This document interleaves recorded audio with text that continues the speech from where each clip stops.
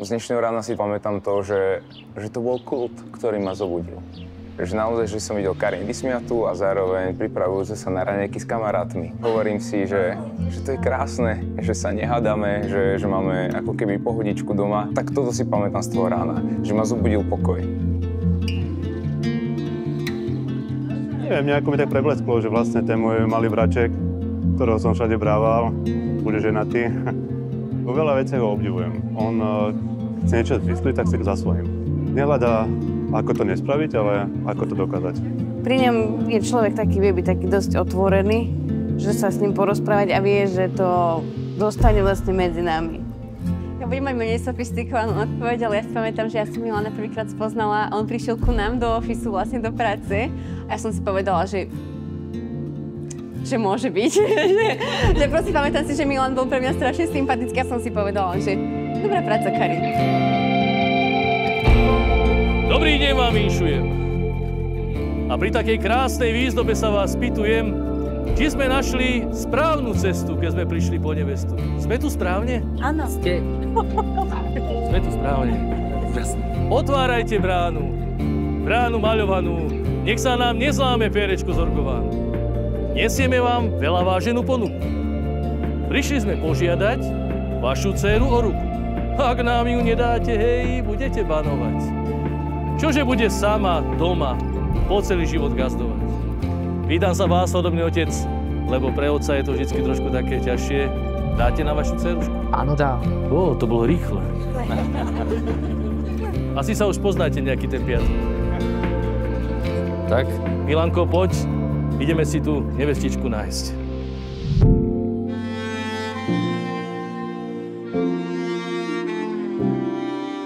Kajka, som plný očakávaní. Čau, Miňo. Wow. Ahoj, Kajka. Páči sa. Ďakujem. Wow, si prekrásna. Vieš na Kitku? Kitka je úžasná, ale ty si krajšia. Je to úžasná, Kajka. Akože dospievať s ňou bola strašná sranda, lebo Karin bola proste úplne akože strašný živel, slobodná, spontánna, bavilo ju vymýšľať veci. A ako som ju spoznala, tak ja ju tak chcem navždy poznať. Je pre mňa inšpiratívna. Ja som brat, ktorý všetko kopíruje. Konec koncov ona vyšlapáva ten chodník a veľmi častokrát tie rozhodnutia beriem ako niečo, čo mi pomáha smerovať svoj život správnym smerom. Chodili spolu nejakých 8-90 rokov. Tak od začiatku to bolo také, že nejako sa až tak nepriznávali za to, že skôr len tak niekde za rohom sa stretávali a tak. Ale keďže som jeho brat, tak som vedel, že už tam boli medzi nimi sympatie a chodívali spolu von. Milanko, skôr ako ti odovzdám Karinínu ruku, mám pre teba, Karin, ešte jednu otázku. Cech slovenských mládencov každú sobotu uvoľňuje jedného,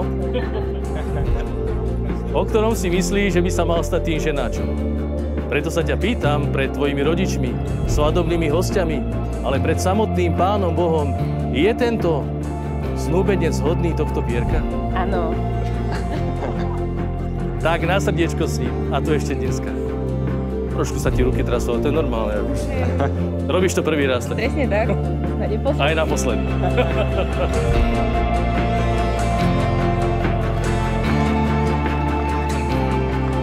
Teraz nastáva chvíľa, ktorá sa stáva iba raz za život. A som si istý, že dnes Milankovi aj Karinke bijú srdiečka o niečo rýchlejšie ako inokedy. Preto by teraz bolo veľmi vhodné a krásne, aby sme sa poďakovali vašim rodičom za všetko, čo pre vás od narodenia urobili. Za všetku lásku, ktorú ste im dali. Za prvé kroky, ktoré ste ich naučili chodiť a za bezcenné noci, keď boli chorí a boli ste pri nich. Snúbenci vám ďakujú a sľubujú lásku a úctu po celý život. Na to som sa tešil. Ďakujem. Milí snúbenci, milá Karin, človek povie počas jedného dňa približne plus minus 15 000 slov. Isté, niektoré slová sú zbytočné, banálne, ale sú slová, ktoré majú svoju váhu. Sú to slová, ktoré dokážu zmeniť život. O malú chvíľu tu zaznie jedno takéto slovo, je veľmi krátke, má len 3 písmená. Je to slovo áno, ale je to slovo, ktoré nezvratným spôsobom zmení život týchto dvoch mladých ľudí. Za mňa vždy je najsilnejšie na tom obrade, keď sa obidvaja rodičia, aj nevesty, aj ženícha, ako keby pozerajú na to rozhodnutie syna a dcery. Oni to už majú za sebou a majú za sebou tie skúsenosti. A zároveň ako keby, že sú tu ďalší ľudia, ktorí sú ochotní opäť ísť do toho veľkého rizika, veľkého rozhodnutia, povedať áno niekomu na celý život. Milan a Karin, prišli ste sem na základe slobodného a úprimného rozhodnutia uzavrieť manželský zväzok? Ste rozhodnutí žiť ako manželia v úprimnej láske a vo vzájomnej úcte po celý život?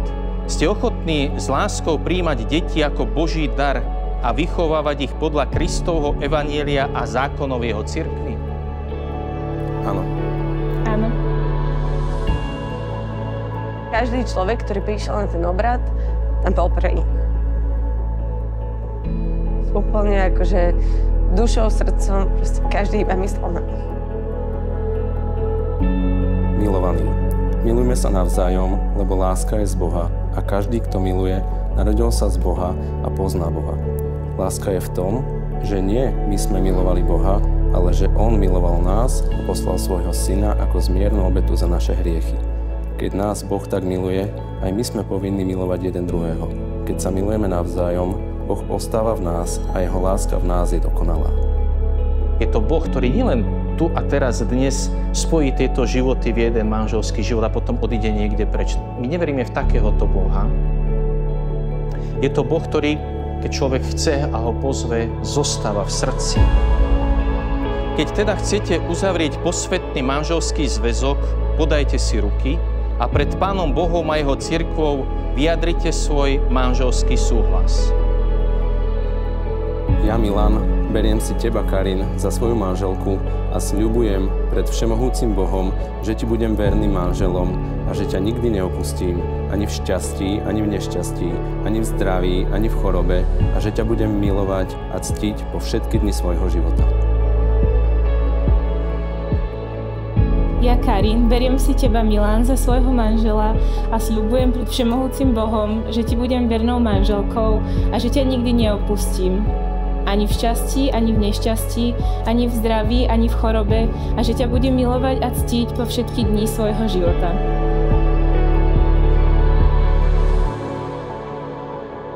Zastavte sa, posaďte sa, hovorte spolu a darujte si asi to najvzácnejšie, čo máme, a to je čas. Prijímajte sa jeden druhého. Majte srdce ako pohodlné kreslo, do ktorého sa môže druhý voľne usadiť, pohodlne sa cítiť, lebo je pochopený, vypočutý a prijatý.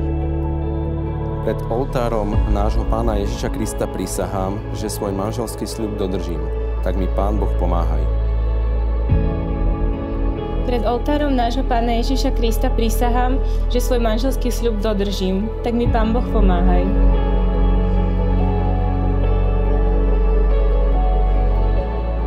Karin, príjmi tento prsteň ako znak mojej lásky a vernosti v mene Otca i Syna i Ducha Svätého. Milan, príjmi tento prsteň ako znak mojej lásky a vernosti v mene Otca i Syna i Ducha Svätého.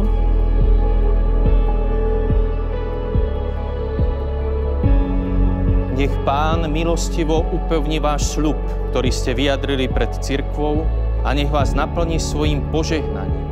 Čo Boh spojil, nech človek nerozlúčuje.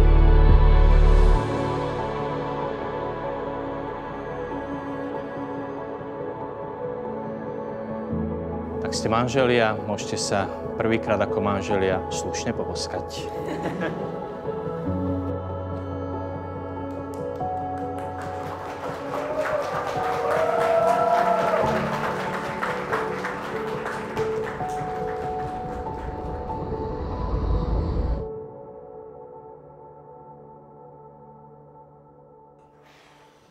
No teda, najprv musíme sfúknuť ten prach, lebo sme na tento chvíľu čakali 10 rokov!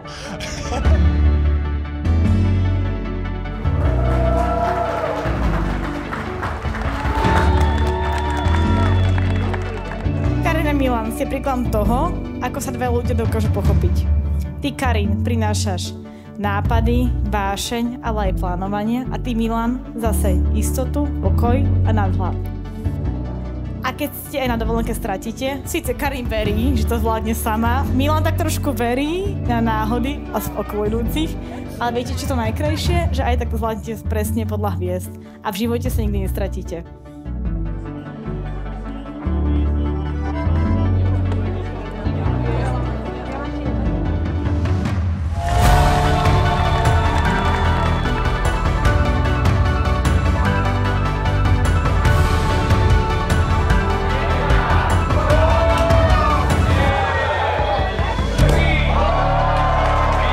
Vážení svadobní hostia, dovolte mi, aby som našich milých novomanželov privítal sladkým cukrom, aby ich tá vzájomná láska a ich spoločný manželský život bol taký sladký, krásny ako dnešný svadobný deň.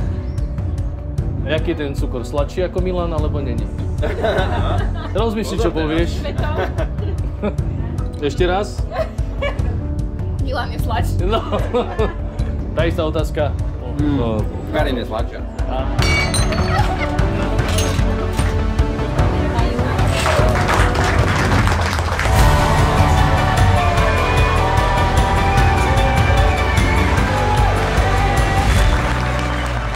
Odteraz teda píšete príbehy už len spolu. Nech sú plné dobrodružstiev, nadšenia a vášne. Nemusíte sa báť, že to nezvládnete. Dnes ste dostali požehnanie od Boha Otca, ktorý štedro rozdáva tým, ktorí sú ochotní ho prijať. On sa za vás dnes modlí, aby ste svojou láskou pomohli tomuto svetu. Jednoducho sa ľúbte a tým budete prinášať radosť nám všetkým.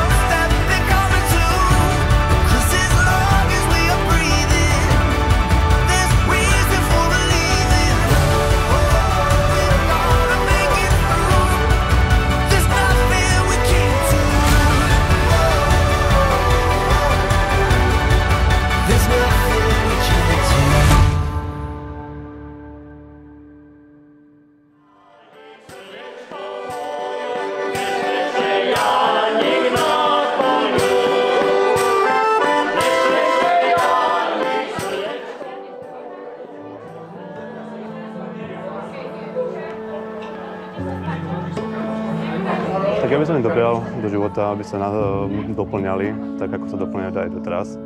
Hlavne, aby si dôverovali a podporovali jeden druhého. No a nejaké babetko, pravda, že? Aj my čakáme tak, aby sa malo na všetkým hrať. Ja im prajem, aby boli najlepší kamaráti. A aby sa smiali, aby mali srandu, lebo proste veľa vecí vyprchá podľa mňa v tom živote za tie roky, ale keď sa smeješ, tak to všetko lieči.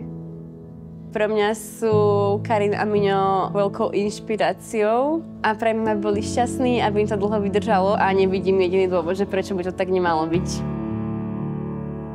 Chodil som po horách, po dolách, po rozmarínových poliach. Našiel som tam studienku, pri studienke panenku. Panenka, pýtam sa ťa, čo dáš? Vienok sňať alebo hlavku sťať? Hlavku sťať. Panenka, pýtam sa ťa posledný raz. Vienok sňať alebo hlavku sťať? Vienok sňať.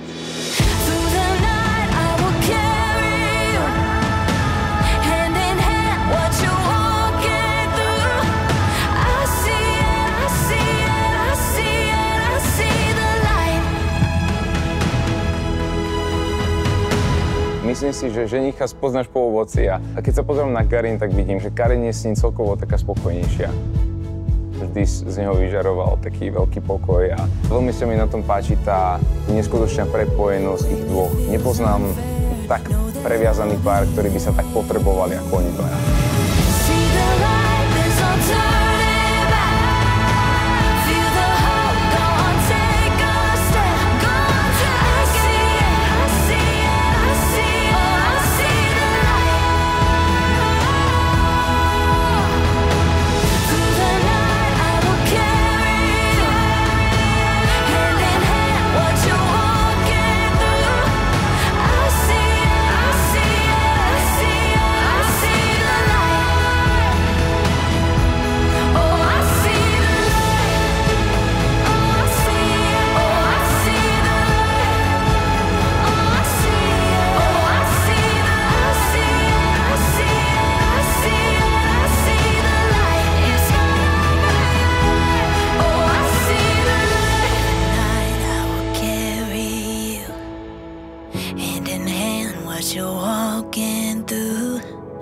I see it, I see it, I see it, I see the light.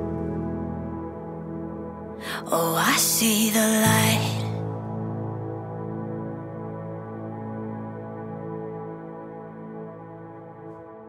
Áno. Iba začni, kľudne takto začni. U nás je tradícia, že kto vie ťahanú štrúdlu robiť, takže sa už môže vydávať.